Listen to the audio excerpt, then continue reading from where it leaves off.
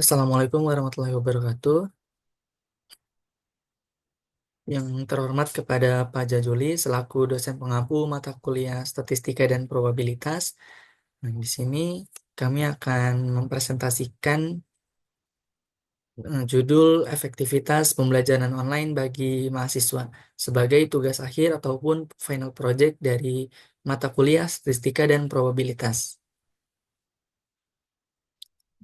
Nah, di sini ada saya selaku moderator pada presentasi kali ini. Di sini ada saya sendiri yaitu Abid Zafar Ghazali dan ada Emirsya Rafsanjani. Hmm. Yang pertama kita masuk ke identifikasi masalah. Nah, efektivitas pembelajaran online menjadi salah satu isu penting dalam dunia pendidikan, khususnya dalam memastikan bahwa siswa mampu memahami materi yang disampaikan secara daring. Dalam konteks ini, waktu yang dihabiskan mahasiswa untuk mengikuti kelas online dapat menjadi faktor penting yang mempengaruhi tingkat pemahaman mereka. Namun, hubungan antara durasi pembelajaran online dengan penilaian pemahaman materi oleh mahasiswa belum sepenuhnya dipahami. Oleh karena itu, diperlukan analisis mendalam untuk memahami pola distribusi data terkait waktu pembelajaran online dan tingkat pemahaman mahasiswa serta mengukur seberapa signifikan hubungan antara kedua variabel ini. Nah, untuk tujuan penelitian ini bertujuan untuk mengevaluasi efektivitas pembelajaran online dengan menganalisis data durasi kelas online dan rating pemahaman materi. Uji normalitas akan dilakukan untuk menentukan apakah data berdistribusi normal, sementara deviasi akan dianalisis untuk memahami penyebaran data. Selanjutnya, hubungan antara waktu kelas online dan tingkat pemahaman materi akan diuji menggunakan korelasi Spearman. Analisis ini diharapkan dapat memberikan wawasan yang lebih baik tentang bagaimana waktu yang dihabiskan dalam pembelajaran online memengaruhi kualitas pemahaman mahasiswa. Nah, kita masuk ke alasan penelitian. Nah, penelitian ini dilakukan untuk memahami efektivitas pembelajaran online dengan memanfaatkan data dari responden yang mencakup durasi mengikuti kelas online dan penilaian pemahaman materi. Data menunjukkan adanya variasi dalam waktu yang dihabiskan mahasiswa untuk belajar dan tingkat pemahaman mereka terhadap materi. Dengan menganalisis hubungan antara kedua variabel tersebut, penelitian ini bertujuan untuk mengidentifikasi apakah durasi pembelajaran berpengaruh terhadap pemahaman mahasiswa. Nah, sehingga dapat memberikan wawasan untuk meningkatkan metode pembelajaran daring. Oke. Selanjutnya, mengenai objek penelitian kan. Jadi di sini kami menggunakan dua objek penelitian. Nah, yang pertama tuh ada mengikuti kelas online dalam satuan menit. Nah, waktu yang dihabiskan untuk mengikuti kelas online ataupun dalam satuan menit. Nah, yang kedua, rating penilaian pemahaman materi terhadap pembelajaran online. Nah, jadi ini tuh penilaian peserta terhadap pemahaman materi. Nah, di sini kami menggunakan skala rating 1 sampai 10. Nah, lalu ada data objek. Nah, variabel dalam penelitian ini terdiri dari dua tipe data. Yang pertama yaitu variabel X, yaitu durasi pembelajaran online, merupakan data kuantitatif kontinu yang diukur dalam satuan menit. Nah, variabel ini mencerminkan waktu yang dihabiskan setiap individu dalam sesi pembelajaran. Sementara itu, variabel Y, yaitu tingkat pemahaman materi, adalah data ordinal yang diukur berdasarkan skala 1 hingga 10. Skala ini digunakan untuk merepresentasikan tingkat pemahaman subjektif peserta terhadap materi yang dipelajari. Penelitian ini memiliki relevansi dalam mengevaluasi efektivitas pembelajaran online, dengan harapan dapat memberikan wawasan baru bagi pendidik dan institusi pendidikan dalam merancang metode pembelajaran yang lebih efektif. Melalui pendekatan statistik, penelitian ini akan membantu menjawab pertanyaan apakah ada hubungan yang nyata antara durasi pembelajaran dan tingkat pemahaman materi yang dirasakan. Nah, jadi di sini data responden. Nah, data responden kami berjumlah 30 orang. Nah, di sini sudah terlihat datanya. Yang pertama yaitu mengikuti kelas online dalam satuan menit dan juga rating penilaian penilaian terhadap materi. Nah, di sini masing-masing sudah terpampang poin jawaban dari responden.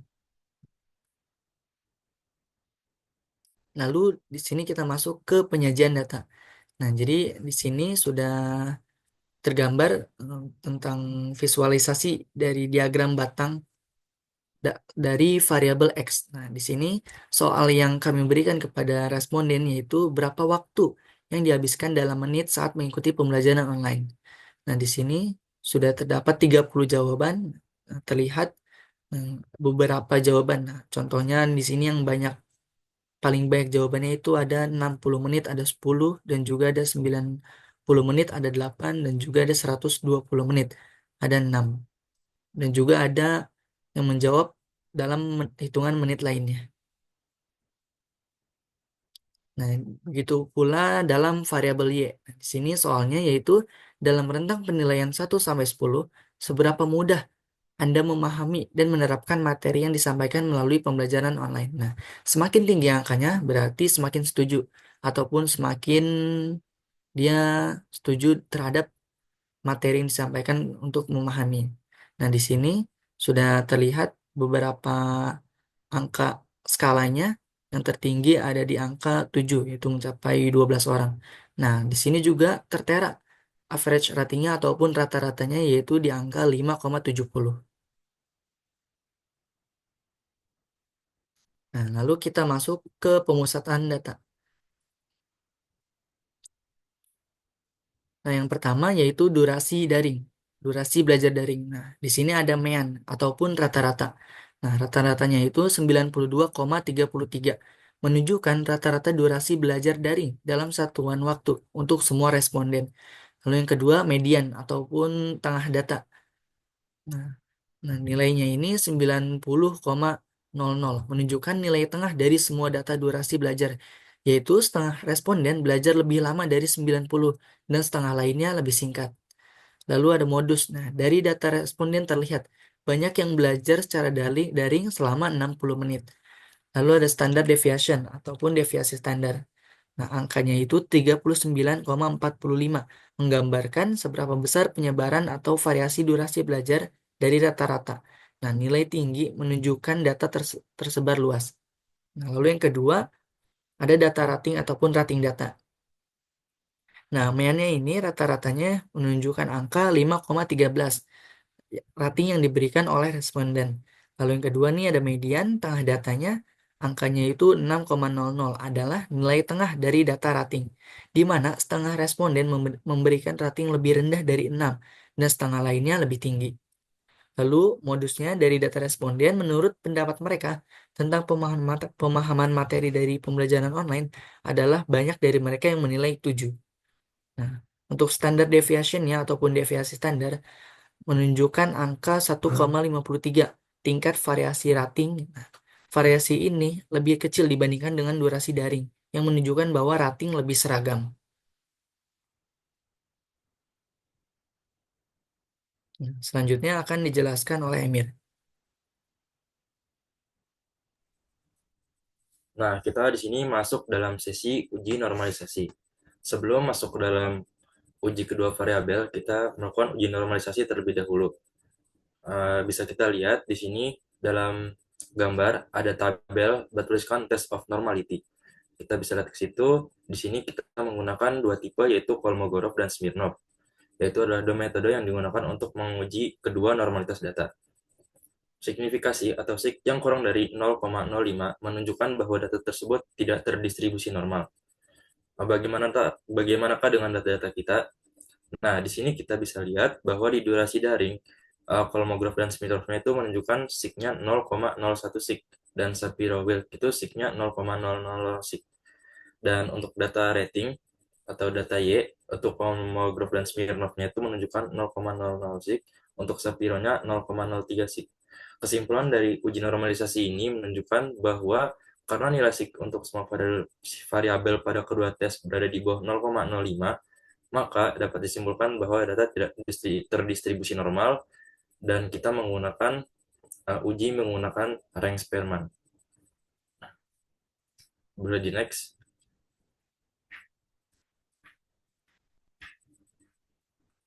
Selanjutnya, saya mau menjelaskan terlebih dahulu apa itu korelasi Spearman. Nah, untuk Sperma itu sendiri adalah uji yang menggunakan metode statistik yang digunakan untuk mengukur kekuatan dan arah hubungan antara dua variabel yang berbentuk ordinal ataupun ranking. Dan metode ini tuh sangat cocok digunakan jika data tidak memenuhi asumsi normalitas atau mengandung outlier yang signifikan. Jadi sperma itu mengukur hubungan monoton. Artinya pola hubungan di mana satu variabel naik atau turun secara konsisten dengan variabel lain. Meskipun hubungan tersebut tidak harus berbentuk linear, nilai korelasi sperma berada dalam rentang min 1 hingga plus 1, dengan min 1 menunjukkan hubungan negatif sempurna dan plus 1 menunjukkan hubungan positif sempurna. Dan 0 berarti tidak ada hubungan dari kedua variabel.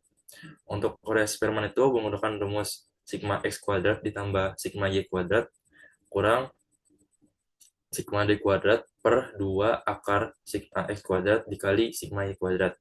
Untuk penjelasan sendiri itu, sigma x kuadrat itu jumlah kuadrat ranking pada variabel x, untuk sigma y kuadrat itu jumlah kuadrat ranking pada variabel y, dan untuk sigma d kuadrat itu adalah diferensial atau jumlah kuadrat selisih ranking antara kedua variabel.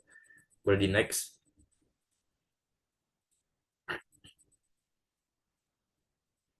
Untuk mencari untuk menghitung suatu data dengan uji Spearman, kita itu di sini melakukan beberapa kepada data kita. Yang pertama, kita disuruh melakukan membentuk ranking terlebih dahulu untuk mencari nilai D. Yang dimana untuk mencari nilai ranking itu, data-data sebelumnya itu kita lakukan sortir dari nilai terkecil ke nilai terbesar, seperti yang ada di gambar di kanan saya. Nah, bisa kita lihat dari contoh yang pertama, mengikuti kelas online dalam 1 menit. Di sini kita sudah sortir dari nilai terkecil ke besar. Saya di sini mengambil contoh perhitungan misalkan nilai 60. Di sini nilai 60 dirankingkan dari ranking 1 sampai ranking 11. Jadi kita ambil perhitungannya tuh nilai terkecil dan nilai terbesar. Nilai 60 tuh ranking terkecil itu ranking 1 dan ranking terakhir itu ranking 11. Jadi itu tinggal ditambah dibagi 2 sama dengan 6. Jadi nilai 60 ini rankingnya tuh 6. Dan untuk nilai 80 ini itu dia sendirian. Jadi dia datanya muncul sekali doang. Nah, itu muncul setelah nilai 60, yaitu di ranking 12. Jadi nilai 80 langsung saja masuk ranking 12. Untuk nilai 90 sendiri, ini sebenarnya masih banyak lagi datanya. Untuk 90 itu muncul di ranking 13 hingga 21, yang menunjukkan bahwa 90 itu muncul 9 kali. Nah, rankingnya itu kan muncul dari 13 sampai 21. Itu nilai terkecil dan terbesar itu ditambah lalu dibagi 2 sehingga nilai 90 itu rankingnya 17. Begitupun nilai yang Y juga dilakukan perankingan seperti contoh perhitungan tadi. Sehingga kita bisa mencari nilai D. Nah, nilai D ini tuh didapat dari nilai ranking X dikurang nilai ranking Y. Setelah itu kita kuadratkan D2-nya untuk dipakai untuk perhitungan Spearman berikutnya. Boleh di next.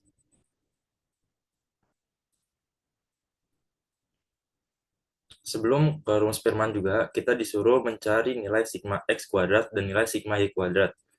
Untuk mencarinya bagaimana? Nah, di sini untuk mencari nilai X terlebih dahulu bisa kita lihat di bagian tabel yang kiri atas. Nah, di sini tuh kita menggunakan dua komponen, yaitu X1 dan T. Tiga komponen, maaf, X1, XI, T, dan sigma TX.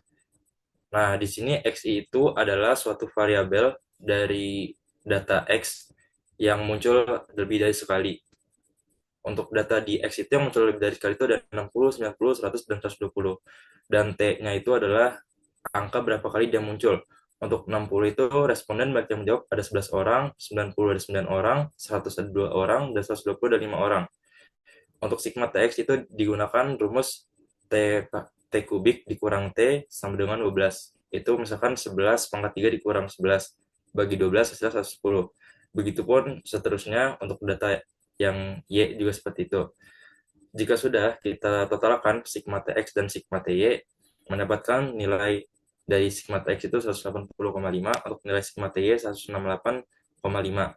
Lalu kita di sini mencari nilai sigma X kuadrat terlebih dahulu dengan rumus N pangkat 3 dikurang N per 12. Karena di sini kita menggunakan 30 responden, kita memakai angka 30. Lalu dikurangkan dengan masing-masing data untuk sigma X kuadrat dikurangkan dengan sigma TX untuk sigma Y kuadrat dikurangkan dengan sigma Y kuadrat. Selanjutnya, boleh di next. Dari perhitungan tadi, kita bisa masukkan nilai-nilai sebelumnya ke dalam rumus uji Spearman. Di sini, rumus Spearman itu menggunakan sigma X kuadrat ditambah sigma Y kuadrat dikurang sigma D kuadrat per 2 akar akar sigma X kuadrat dikali sigma Y kuadrat. Data-data tadi itu sebelumnya kita sudah carikan untuk sigma X kuadrat itu 2067 itu untuk sigma X kuadrat, dan untuk 2079 itu adalah sigma Y kuadrat, serta untuk nilai D tadi itu total dari seluruh nilai D yang sudah dikuadratkan. Kita mendapatkan hasil 3623,5. Lalu data itu diolah, dan setelah diolah kita mendapatkan hasil bahwa nilai Spearman kita adalah 0,126. Berdasarkan perhitungan koefisien korelasi Spearman sebesar 0,126, hasil ini menunjukkan adanya hubungan yang sangat lemah antara waktu yang dihabiskan untuk pembelajaran online dan tingkat pemahaman materi yang dirasakan oleh peserta dalam skala rating 1-10. Jadi secara deskriptif, hubungan itu menunjukkan bahwa semakin lama waktu belajar online tidak secara signifikan meningkatkan pemahaman materi terhadap mahasiswa. Jadi meskipun terdapat sedikit kecenderungan ke arah positif, namun nilai ini tuh terlalu kecil untuk diinterpretasikan sebagai hubungan yang bermakna. Juga kita bisa lihat dari syarat uji Spearman itu, hubungan yang sangat lemah itu 0,00 sampai kurang lebih 0,19. Jadi nilai RS di rentang ini menunjukkan bahwa hubungan antara variabel ini sangat lemah atau hampir tidak ada korelasi. Selanjutnya, beri next. Ini adalah uji dari SPSS Spearman kami yang menunjukkan bahwa nilai SPSS dan dihitung secara manual menunjukkan angka yang sama, yaitu 0,126, yaitu korelasi itu sangat lemah. Selanjutnya, beri next.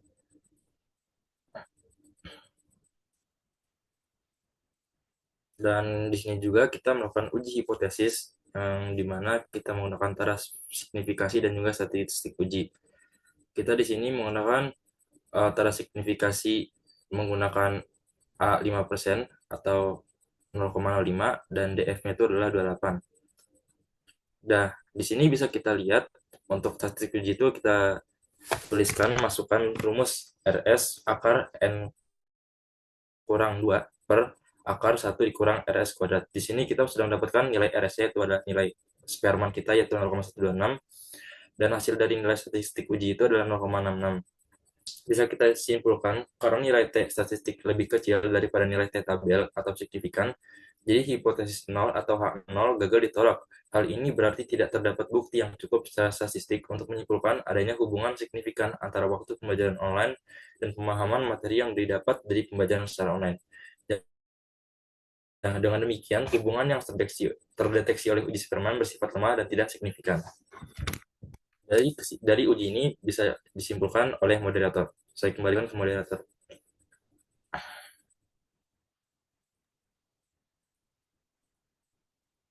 Oke, terima kasih Amir. Nah, kita masuk ke kesimpulannya. Nah, jadi hasil analisis ini menunjukkan bahwa waktu yang dihabiskan untuk pembelajaran daring memiliki hubungan yang sangat lemah dengan tingkat pemahaman peserta terhadap materi. Dengan nilai koefisien korelasi Spearman sebesar 0,126, hubungan ini terlalu kecil untuk dianggap signifikan. Meskipun menunjukkan sedikit kecenderungan positif, artinya semakin lama seseorang belajar secara daring, tidak serta-merta meningkatkan pemahaman mereka terhadap materi.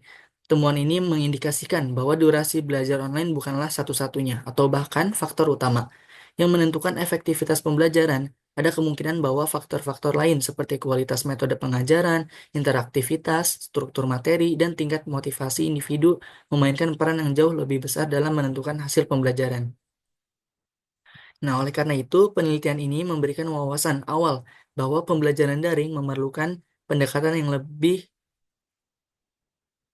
logis untuk mencapai efektivitas yang optimal. Diperlukan penelitian lanjutan yang mengintegrasikan variabel tambahan seperti gaya belajar, preferensi media pembelajaran, kualitas interaksi antara pengajar dan peserta, serta kondisi lingkungan belajar. Nah, dengan meneliti faktor-faktor tersebut, dapat dirumuskan strategi yang lebih komprehensif untuk meningkatkan pemahaman materi dalam konteks pembelajaran daring. Nah, hasil analisis ini menegaskan bahwa durasi belajar hanyalah salah satu elemen dalam ekosistem pembelajaran yang lebih kompleks, sehingga inovasi dalam metode pengajaran dan teknologi pembelajaran menjadi hal yang sangat penting untuk dipertimbangkan. Oke, sekian presentasi ataupun penjelasan yang dapat kami sampaikan. Sebelum tutup, terima kasih kepada Pak Jajuli selaku dosen pengampu mata kuliah Statistika dan Probabilitas. Sekian, terima kasih. Kurang lebih mohon maaf. Wassalamualaikum warahmatullahi wabarakatuh.